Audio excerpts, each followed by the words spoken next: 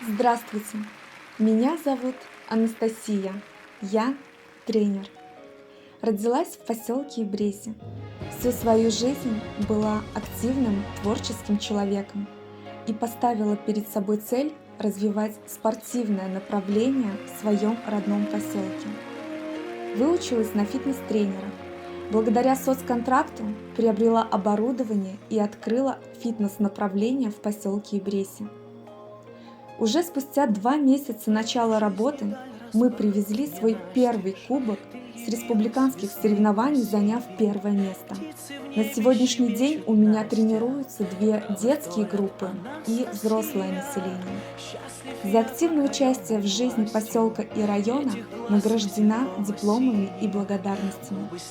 Готовила и сама принимала участие в творческих номерах, посвященных юбилею 90-летия Варнарского завода смесевых препаратов «Август». Сохранение, укрепление и приумножение здоровья населения– это важнейшая цель моей работы.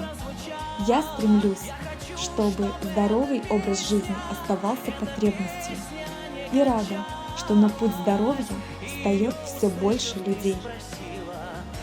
Огромные результаты и достижения моих воспитанников– это подтверждение тому, что я сделала правильный выбор. Дома я счастливая жена и мама двоих детей.